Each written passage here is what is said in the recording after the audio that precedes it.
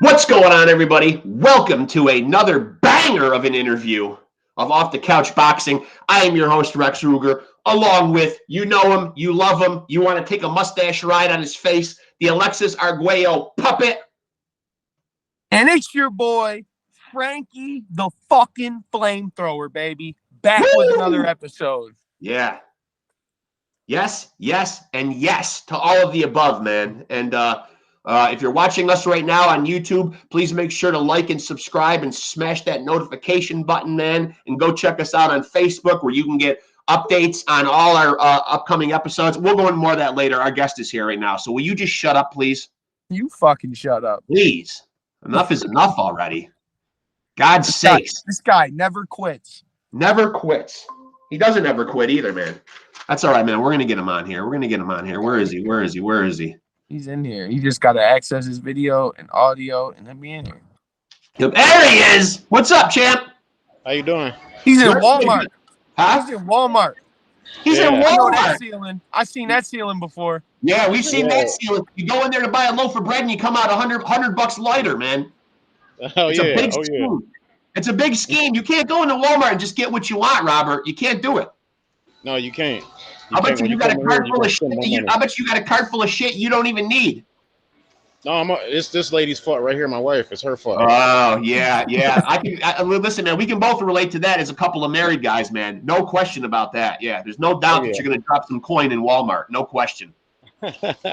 So I got to say, man, I appreciate you doing this, man. And first of all, I got to say, what's on the forefront for you? You know, you just had a fight back in November.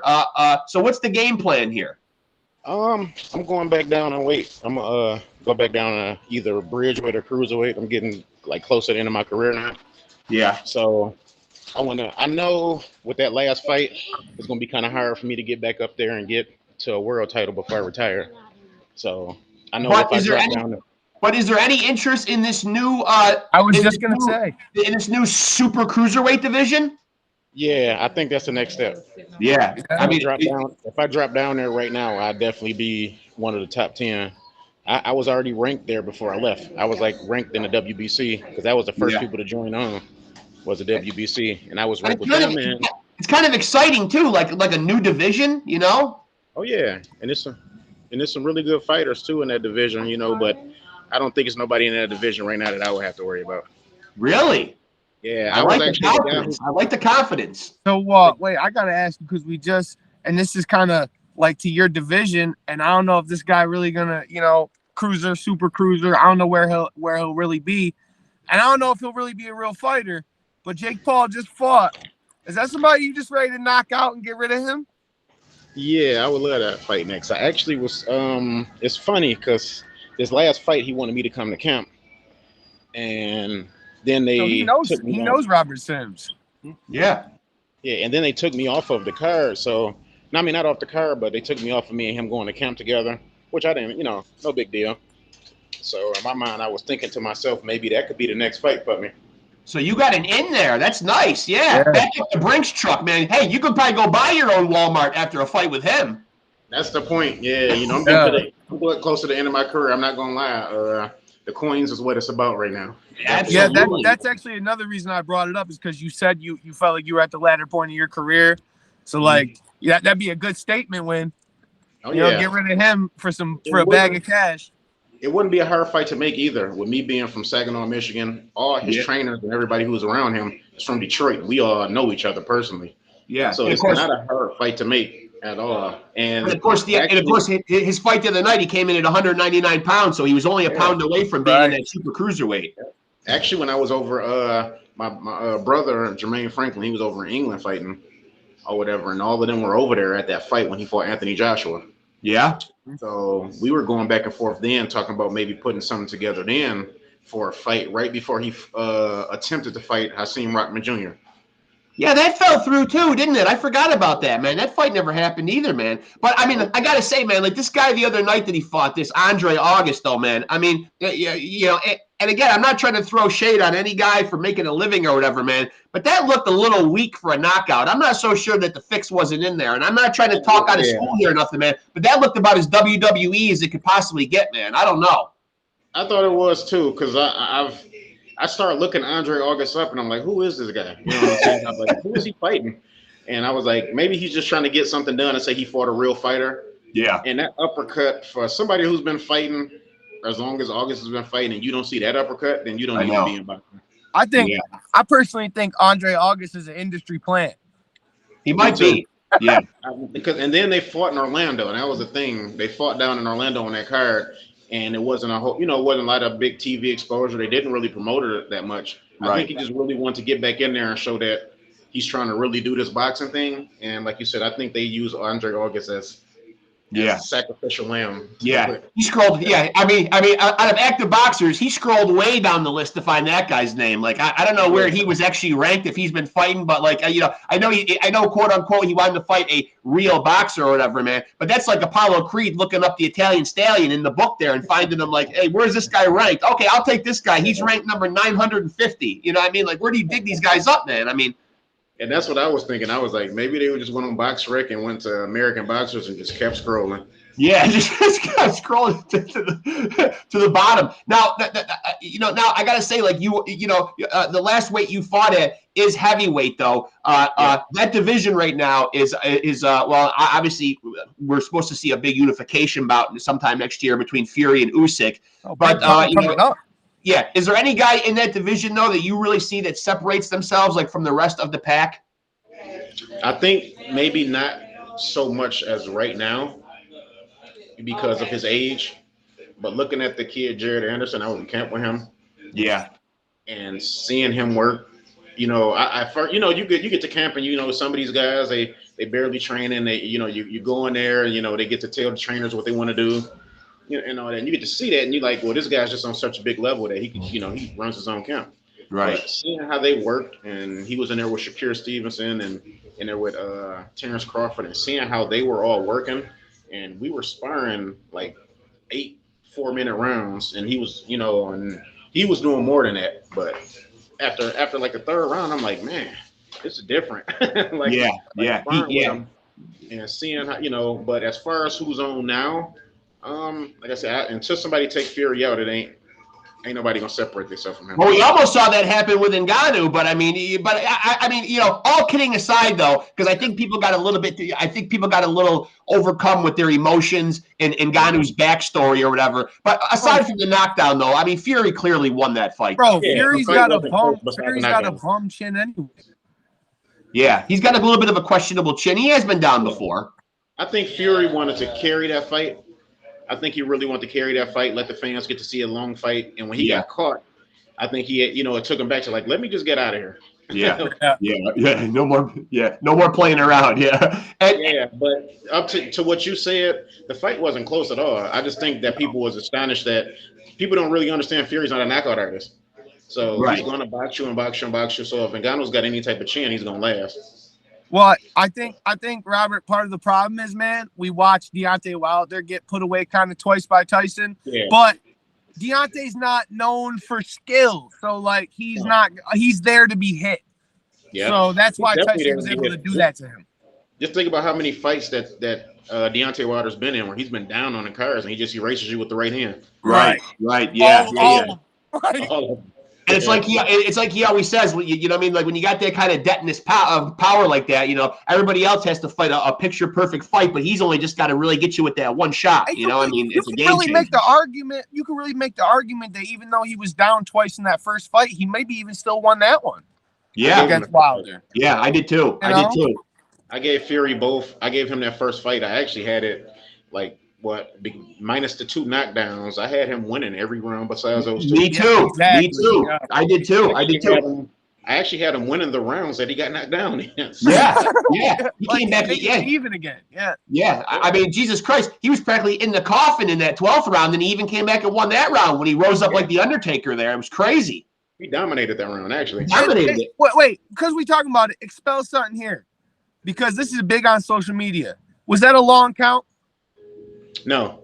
And this is why I ask you this, because everyone on Facebook and the internet, they think that a 10 count is 10 seconds exactly, but they don't realize that it's just a count to 10 and that the referee is picking that count up from somebody else. And It's not even their account. what they don't understand also is they tell you in a dressing room that if you don't get to that corner right away after that knockdown, we don't have to start the count. You're not So starting. Right. when Wilder is walking away, kicking and doing this over sign, they're not starting the count yet. The guy who's doing the count at the ropes, he's just there to keep track of what we may be, what the ref's at. And that's what I was telling people, like, y'all, if you're not in the locker room to hear what the ref's talking about before the fight, you can't say, well, oh, it wasn't a long count. I'm actually glad that you said that because I didn't know that, and I'm glad to hear it. Just an insider piece of information that not everybody knows, but I like knowing it because then when they go with the "you don't know shit about boxing," well, if you want to get the knockout, hurry up and get your ass to the neutral corner and stay there. Right. Vegas and New York is big on making sure everything is done right because they don't want to get in trouble. Sure. For stuff happening. So they like one of the top 2 states that you have to be in that corner while we counting. You can't be celebrating or whatever. Now, if you knock a guy out cold, of course I'm gonna celebrate. Yeah. And I think that's a Wilder thought. But now, they didn't start the count. And now another guy that you've got another name on your resume that you have a win over is Tommy Morrison's son. Yeah. Yeah. What was it like fighting him? It was like, as weird as it sounds, it was like fighting his dad. Was it really? I've seen the Rocky movies. I've seen his career, of course. Yeah. Coming up, and they look like each other. It was weird fighting him because it was like I know I'm fighting him, but it felt like I'm fighting his dad because they look exactly alike. I'm in here with Tommy Gunn. No, wait. Can I tell you something that's actually personal to us? We're from around Canastota area, so we go to the Boxing Hall of Fame a lot. Mm-hmm. And I actually was in line to get a signature from Joe Calzaghe. And then he got swept off the stage, and then George Foreman came. And I'm like, oh, great. So I'm going to get a signature from George Foreman. So I'm there in line. I'm a young kid. I'm only like 14 maybe. And there's one guy in front of me, and he's got a big picture of George Foreman laying out Tommy Morrison. And he happens to have Tommy Morrison's signature next to his picture. Wow. So he's pleading with George, even though I know you don't like signing pictures where you knocking somebody out or, will you just please sign this one on this picture? And he drew a fat black line across it. Yeah. I think Yeah, but I think he was starting to sign it though, and then the guy made some kind of a crack though that kind of pissed George off though. I was a kid, so I don't remember that. You were there. Yeah, I'm pretty sure that he made some kind of a crack like about the fight or whatever, and George was just kind of like, you know what, here, get the hell out of here. You know what I mean? Like, oh, okay, that makes a difference. He does have power like his dad. Yeah. I mean, Tommy had that vicious left hook. Amazing. Yeah, he could hit. His boxing skills wasn't really up to par, but I just knew that if I didn't let him set his feet, I would have the easy night. Now, as a guy who's still currently fighting, aside from your own division, are there other guys in the sport that you watch and keep an eye on their careers? Like, who are some other active fighters that you're like a fan of? Besides my brother Jermaine Franklin. Yes, goes without saying. Yeah, we got. I'm starting to become more of a fan of Devin. Okay, we were just talking about him in our last interview.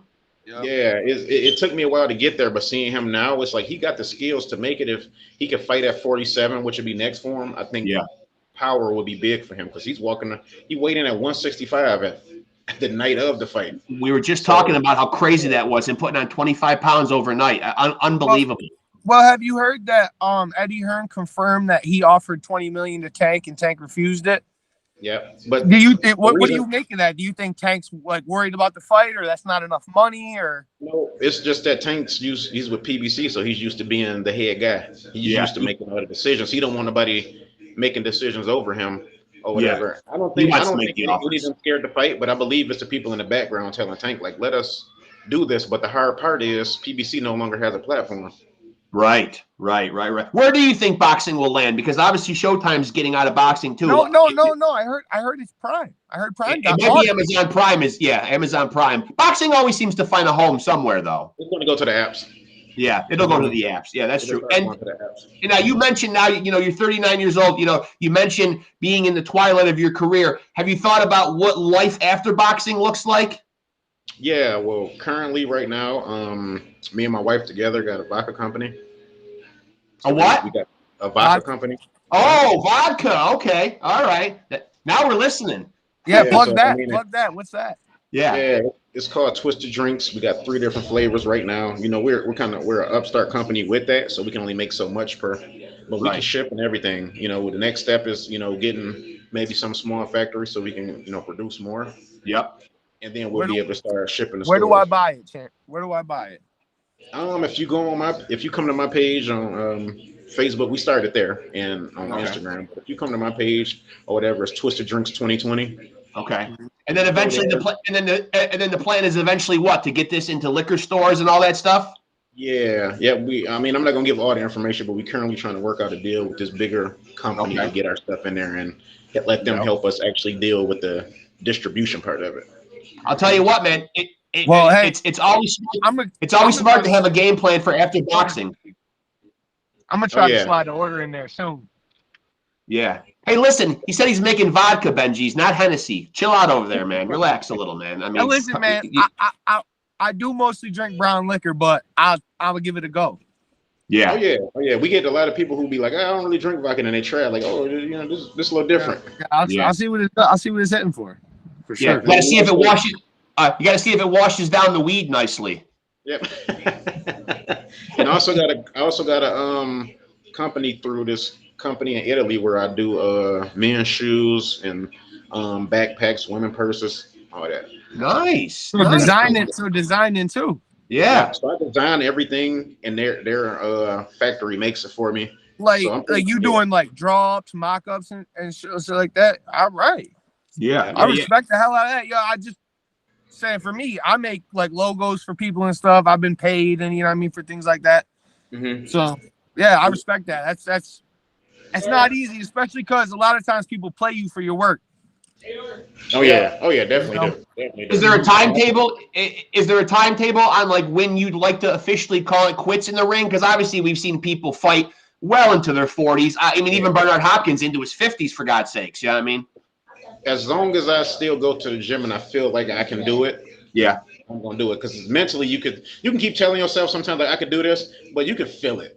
Like it's Yeah. sometimes like I'm losing this, I'm losing my footwork and stuff like that. I still got a couple fights under my contract with Salida Promotions, so I'm definitely gonna finish that out.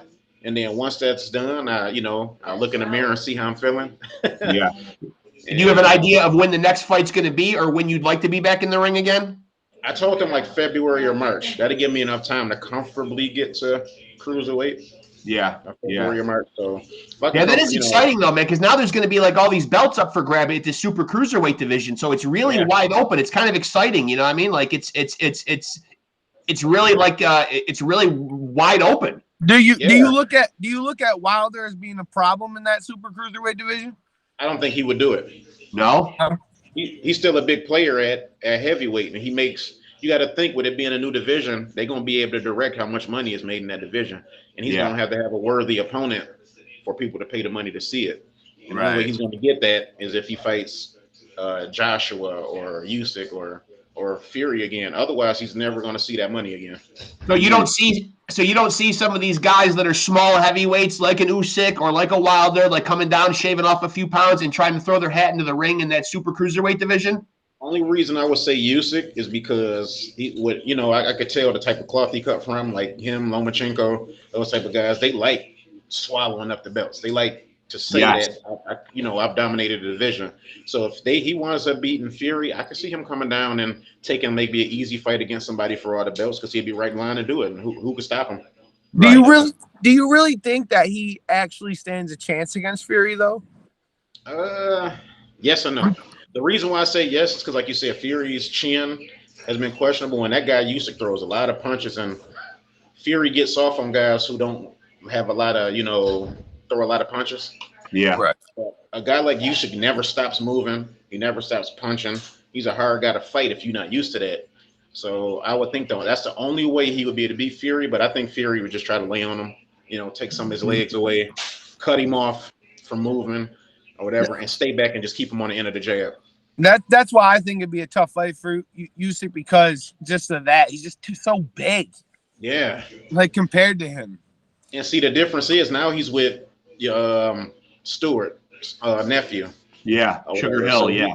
she's with Sugar Hill, so he's got some of that Detroit stuff behind him. So now Yeah. he's using that weight. He's laying on you. He's not throwing a bunch of punches. It's normally just a 1-2, 1-2. Right. He's landing them flush, and that's how they always teach their fighters how to fight. So it's like I know you like that, like, champ. Stand up, Michigan. Represent, right? You're a Michigan guy, right? I mean, oh yeah, those are my and guys. now, I like. and now, what did you make of, because we're on the topic of Usyk, did you find that last fight that he had with Dubois that was a low blow, or did he get dropped on a body shot? Low blow. Low blow, huh? Yeah. Okay. I know it sounds crazy because it's we like you said, once again, it's whatever they were told in that locker room.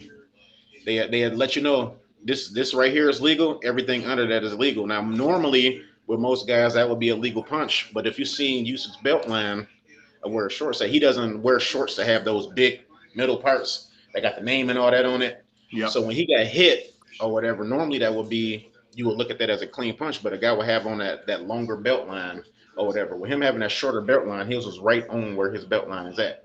Okay. So now it becomes, even though it probably didn't hurt him as much as it did, it probably would have been a great, crushing body shot, really. Yeah. If he wasn't Usyk. Because I was thinking that he was down for an awfully long time, and I was thinking that, that is a weird way for him to respond to a body shot to be down that long. Well, also, as men, we know what it feels like to get punched in the nuts. Yeah. And it's kind of like a wave. Like, it hits you, and then you feel that little gut ache for a second, and then it's over. Yeah. Yeah. Like, it's weird. And now I do believe if that's not a fight with Usyk and Dubois, I believe if you watching a Thursday night on ESPN, that's a knockout. Yeah. Ain't nobody, Right. The magnitude of the fight, it really had to be looked at. And now, forgive me for not knowing this, Robert, but has Robert SIMMS ever come up with a nickname for himself? Yep, SIZZL. SIZZL. Okay, I couldn't find a nickname. When I was doing my research and putting my points together, I thought, God damn, man, why would a fucking big heavyweight from Michigan not have a cool nickname? The nickname's important, Yep. I like SIZZL. SIZZL's good. I got that playing basketball in high school. Okay. Yeah. Hey, Benji, man, you want to see? Hey, Benji, would you like to see him down in the low post? He's bigger than me. It's crazy. I was a point guard in high school. Were you? Yeah. So it was a game we was playing. I hit 2 back-to-back threes, and the announcer was like, "Oh, Rob SIZZL SIMMS heating up," and it was funny to me because I'm like, "Wow!" But it was crazy because I got back to school that Monday. I was sizzled to everybody again. I mean, at that point, yeah. Man, so your school had the Walt Clyde Frazier of high school announcers. Yeah. Well, I mean, he's giving out nicknames. It was it wasn't the announcer. It was the news guy. Oh, nice. Back then, you go home after your game, you turn on the news to try to, the cameras from the news was there, so we know we're gonna be on at 11. Yeah. You get the game and you go home and you watch the highlights, and they said my name, and I was just like, wow. And like I said, when I got back to school, that's what everybody was calling me. I like SIZZL, but I'm not gonna lie. It's not as good as Reckless Rex Ruger. I'm sorry, Robert. It's just not. I mean, it's close though. It's close, but I mean, hey, if it's been with you since you were a kid, though. See, the best nicknames are not ones that you give yourself. You can't give yourself a nickname. Yeah, that's why yours sucks, because SIZZL got his on his own, and you gave yourself yours. Whoa! First of all, you gave it to me. Secondly, so I will refute that for sure. Frankie, I did get 2 more names during boxing, but I don't call myself that. Okay. The one guy, it was a trainer here out of Saginaw. When I first turned amateur, I was beating all these bigger guys, so he called me Giant Killer. Nice. And then another one, my coach called me Detroit Rob, because for my first couple fights, if you go look at my box work, they were all in Detroit. Yeah. I was beating all these Detroit fighters that people thought couldn't lose, and I was beating people along the way. So he was like, "Man, I'm just gonna start calling you Detroit Rob." And now, do you find that geographically, like when you're from a place that's as notoriously considered notoriously tough, like Detroit, that because obviously, if we see fighters who are from, let's say, Philadelphia, they always have a reputation as being tough, hard-nosed. Do you feel like geographically, like when you come from a place that's considered hard, that gives you a certain reputation in the fight game? Yeah, it does. Yeah, it does. And there's a little clout. Being from Detroit or whatever, wherever I go, they're like, "Oh yeah, that's the dude right from Detroit." So it's already in me, and that style that they think that Detroit fights with, it's already planted in their head. He's gonna be a tough, rugged, guy with some skills. So it always comes out that way. I mean, I already been always been, you know, a lot of people be trying to compare me to James Toney with the way I do see it. I do see it. so. I got to say that if they made a James Toney movie, I was going to close with this. I was going to say, man, this guy could throw his hat in the ring to play. We had James Toney on here a couple weeks ago, man. And I'll tell you what, man, you know who the biggest James Toney fan is? James Toney. Oh, of course. Of course. He would not relinquish nothing. Nobody could ever beat him. No. But you know what, though? I started to think afterwards, that mindset is almost imperative to be successful, though. Because let's face it, from 160 to heavyweight, I mean, James was special. Oh, yeah. Incredible. Oh, yeah. He was real good. And that's why I was a fan of the comparison because I was a big fan of his. Yeah. You know, growing up. So even though I didn't grow up in boxing, I still always watched it. You know what I'm saying? I watched it because I didn't start boxing until my 20s. And if I'm not mistaken, isn't he another Michigan guy too? Yep, he's from Michigan too. They say he's from Detroit, but he's not. He's like from Ann Arbor. Yeah, tough guy though. And I'll tell you what, man. You know, as I said, man. You know, it speaks volumes as to having that attitude though, because you know there's certainly a difference between cockiness and confidence. And I think James really toes that line. You know, I mean, he's confident and he's not going to backpedal at all and give anybody any props and say that any guy is going to go over him. You know what I mean? He's just not. You have to have that, and a lot of, you know, I talk a lot of junk too. I'm not gonna lie. I talk a lot of junk over in the ring. My team is like notorious for, you know, starting stuff before the fight start. Yeah. And you got to take what comes with that, you know. Yeah. You know, trash talk trash talk's a big part of the game. It really is. And I think it's become even bigger now. It's become even bigger now with social media, obviously. Yeah. And I don't like the guys who do it, and then when they lose, they go hide. Yeah. Like me, like if I'm gonna talk. You know, I'm gonna talk, and if you beat me, I just got to respect you, and I got to give you your credit for it. I can't go and crawl under a rock and act like I didn't say what I said. No, I said it, but you showed me I was wrong about what I said. Hey, Champ, well, we're upstate New Yorkers, man, so cutting ass is part of growing up. Yeah, we're all about, we're all about that. You know, so I got to say, there's been a lot of great trash talkers in the game. Is there one guy that you think does it really, really good? For me, for the longest, I loved Mayweather. Yeah, but he's good. Even though he wasn't in boxing, he came over for a little bit. I think McGregor's probably the best trash talker. McGregor's good. McGregor's extremely good. Yeah. And I think one of my favorite lines ever trash talking is, "Who the fuck is that guy?" Yeah. That's a lot of it's got to do with the accent. The accent is big too. You know, it's a whole package deal. You know, it really is. I love it because right now the fighters are very respectful of each other. It seems like we don't really got so many talkers, you know. What's his name's pretty good right now, the heavyweight. He's on that card with Wilder and all of them right now. He talks a really good game a lot. Miller. Big Baby Miller, one of the best. Yeah. And now where do you stand on him? Because he's an interesting guy. He's a guy that I know loves to talk, man. He's a guy that I'm pursuing to get on the podcast here. He's got a fight coming up with the aforementioned, the Daniel Dubois, who we were just talking about. How do you see that fight shaking out? It depends, because I've never really seen Miller in any trouble. Yeah. And we do know that, you know, that Dubois can hit. Yeah. But the thing that we also know about Dubois is if you pressure him, he's going to be looking for a way out. If he can't hurt you. Yeah. So if Miller can just press him, but I don't know what version of Miller we getting, because I don't really know, and I don't want to say it like that, but I don't really know what version of we getting him, because I've never seen him in a big fight where we know for sure that he was clean. Yeah. And also that body shot that Dubois landed on Usyk is a knockout against Miller.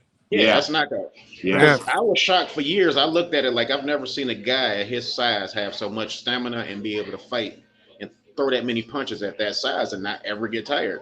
Yeah, he's pretty incredible. He really is. And like that card that's coming up in a couple weeks that you're talking about in Saudi Arabia is a stacked card, but I find that to be one of the more intriguing fights on that card, though. You know, the Dubois Miller fight. I mean, it's going to be. I mean, all of them are good. I mean, the Otto Wallin, Joshua, of course, Wilder and Joseph. Yeah, but why are Joshua and Wilder on the same card and not fighting each other? We'll get it. I think. Well, I think they're trying to build that up through that card. Yeah. And that's obviously a fight that's been building for years. They're definitely going to bring it back to that place. They're also both fighting decent fighters, and it's proprietary that they both win for that fight to mean anything. You know, well, we know Wilder's going to win. I just can't see.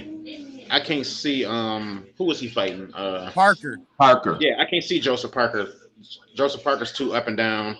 Yeah, he's going to catch him eventually. I agree. Wilder's going to knock him out. That's what I think. But I can't say, you know, I've with me and Otto Wallin being part of the same team with Salida Promotions, I've seen him in the gym, and Otto Wallin's pretty good. You can't just take him for granted.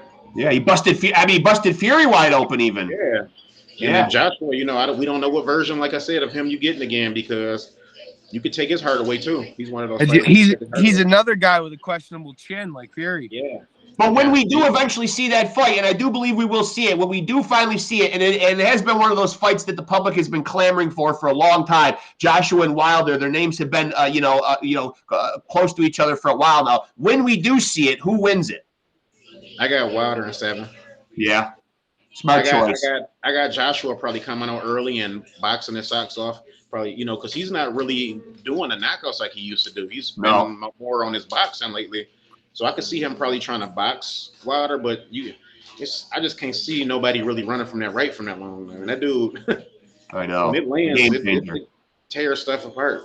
Yeah, it's a game changer. It's a game. But hey, I mean, listen, Robert, I know you're out and about and you're doing your errands and stuff like that. So we really appreciate you coming on and doing this with us, man.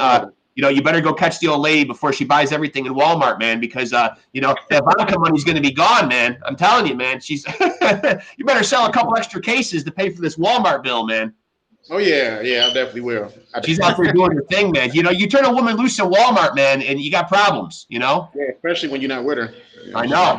You let her off the chain. She's out there somewhere, man. Who God knows what she's buying. But listen, man, we really appreciate it, man. Certainly, please keep in touch. We'd love to have you back on again, man. You know, and hear some more of your insights and your points on the game and stuff, man. So keep in touch, man, and keep us up to speed on what's happening next for you, man. We wish you all the luck if we don't talk to you between now and then. Best of luck on your next fight. Oh, no problem, man. I really appreciate being on the show. Man. We appreciate you, man, a ton, man. And of course, good luck first. In 3 fights, I'll be that WBA Super Cruiserweight champion. I believe it, man. You heard it here first. I'm putting that right in the quote too, man. I'm putting that right in the quote when I put your episode up, man. I love the confidence, man, and I hope you do it, man. I really do. We're pulling for you, man. Yes, I appreciate it. I appreciate being on. Appreciate you, man, and good luck with all the business ventures and everything, man. We wish you all the best, man. All right. Yeah. All right. Talk to you soon, buddy. You heard it here first. Boy, that's an emphatic statement right there. We're going to sign, sealed, and print it, man. When we put his episode up, well, obviously when people are watching it right now, but like we're talking right now and the episode isn't up. But if you're watching this episode right now, I will say, if you're watching this episode right now, please note that this man has staked a very bold claim that he will be WBA. He picked WBA too, WBO. So that's Robert SIMMS, SIZZL SIMMS, straight out of Michigan, man, coming for that WBA Super Cruiserweight title. Hey, the landscape is wide open there, man. It's like the Wild West down there, man. Guys are going to come flooding into a new division, man, and it's going to get exciting. And it's going to get exciting real fast, man. Right? I mean, it's going to be good, man. It's going to be good. I can't see I can't really see any clear-cut guys emerging right away. Just got to see who wants to throw their hat in the ring at Super Cruiserweight. But other than that, I mean, it's certainly going to be exciting to see how it shakes out. Again, that will be the new division that will be 200 pounds to 224 pounds. So our guest, Robert SIMMS, certainly appreciate him taking some time out of his day, man, doing his thing out in Wally's world, man, out there getting some odds and ends at Walmart, man. And, it's just so humbling, man, when guys take some time out, from their busy lives to sit around and chop it up with little old off-the-couch boxing. So, we're extremely humbled and extremely grateful. We've been fortunate enough here to have some interviews where, guys have joined us, from places or in the middle of certain stuff. And, it's great that they take their time out and they recognize that we're really trying to give boxers a platform, man, and, really giving them a place to shine and expound on everything that they're doing. So, it's great having him on, man. I wish him nothing but the best, man. I hope we did just talk to the future WBA Super Cruiserweight champion. And I believe we might have, man. I mean, I think certainly Robert SIMMS is a guy, who certainly seems like he's laying out a great game plan. Business ventures, getting his ducks in a row, realizes that at 39 years old, he's got to start thinking about some potential fights that will, get him some recognition and, of course, obviously, some monetary value as well, man. So yeah, but it does seem like he has an in with the Jake Paul camp, though. So also he's thinking about, like you said, future endeavors too. I like that. Yes, a vodka company. And what was the other one that he said? I don't know. I thought it was just that. No. He said he had something with like backpacks and bags and stuff like that. Yeah, designing. Yep. Yeah. So that's good, man. Shoes. Yeah, it's nice to see, man, that a boxer, man, has already put put appropriations in place, for his life, post boxing, because obviously, man, we see so many stories, and I think we even elaborated on a little bit in our previous interview. Sometimes guys aren't as well off, in their post-boxing career as we'd like to see them be. So it sounds like Robert Simms is doing all the right things, man, and he's going to be sizzling for a long time, man. Right. See, I couldn't find a nickname on him at all, man. Sizzle's pretty good, though, dude. And it's great that he got it from fucking dropping buckets, too, man. I mean, shit. Right. Yeah. I can't even tell you what my nickname on the basketball court was, man. I know yours was Airball. Mine was, I can't remember what mine was, man. I think it was, I can't remember mine. He's trying to make one up. I am too. Look and I'm failing miserably. It's got to be the toothache, folks. It's not the toothache. If I can play on the sympathy of our audience for a little while, man. You didn't have no basketball skills. I was beating you when I was 10 years old. You were a grown man. Yeah. Right. The only way I can dribble between the legs is if I had a case of gonorrhea. That's about it. I mean, I got no ball handling skills or nothing, man. But, we certainly want to thank Robert Simms, man. Currently a heavyweight, on his way to being, as you heard him say, boldly and proudly, your future WBA super cruiserweight champion, man. So he's going to shed a few pounds, and I got no doubt he's going to slide in that division very nicely, and maybe he's going to knock Jake Paul the fuck out. Maybe he will knock Jake Paul the fuck out, yeah.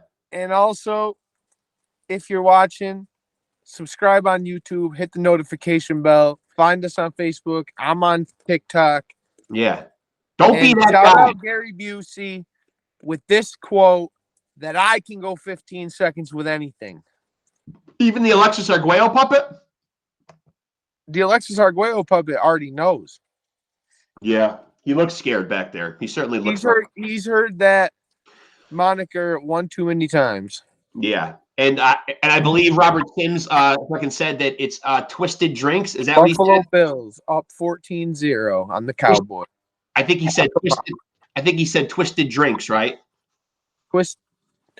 I don't know. I'm gonna go check his Facebook out though, and send me the link to his Facebook actually, because I'm gonna go check that out. Yeah, I definitely will. And yeah. So we certainly appreciate Robert Simms coming on here, man. Michigan, stand the fuck up. You're another area, man, that fucking that produces tough SOBs, man. Yeah, and honestly, like just before you hit him with the slogan, Michigan, dude, is basically like one and the same as like New York, Philly. It is. It's just like us, dude, over there. Yeah, it really is, man. It really is. There's certainly a lot of similarities. You know what I don't notice from him? Like an accent. He sounds like us. Yeah. Yeah. And, and certainly big ups to him, man, for sitting there very calmly, man, and turning his wife loose in Wal-Mart, man, like without keeping a watchful eye on how much is being spent. That's a good marriage right there, man. Strong, confident. I'm glad he's got but again, and I was talking about this earlier, man. No, hit him with the slogan, dude. Hit him with the slogan. Get us out of here. Yeah, a lot of the guys, though, man, that we have had on recently, though, man, have been kind enough to join us. You know what I mean? Like, when they're like, we just had Junior Jones, who was in a public appearance. Craig Houck was at the WBA convention. You know what I mean? So it's very humbling, man. Again, that people will join us, man. So we always want to give a lot of thanks and a lot of shine to all the past guests, all the upcoming guests. And, of course, to the viewers, too, man. We're one subscription away. You could be the lucky subscriber that will put us officially at 400. We're one away, $3.99, man. So get us there, folks, man. And no, not just there, but hopefully well beyond that, man. But page is going well, man. The channel's going well. So, please support us, man. And I will let everybody know that it is the holiday season, man. And We all want stuff for Christmas, but I know out there what you really want is to be a You've champion. been using that. You've been using that. It's the holiday season moniker for too many episodes. Time to give that up. Well, it is the holiday season, though. Come Pack on, it man. up. It's either that or give them a couple bars of A Christmas Carol, man. But you know, it's overused. It's played out. yeah. Okay. Well, it's December then. I'll say it's December, and there may or may not be some holidays coming up, man. But you know, all of us want something in the stocking. What I'm going to put in everyone's stocking right now for an early Christmas present is a little bit of useful advice right here, man. And consider it a gift. Consider it a gift from Reckless Rex Ruger and Santa Claus to you. And that is, everybody bring your ear close. If you want to be a champion, then you must, it is imperative, you must roll with the champs. No sayonara.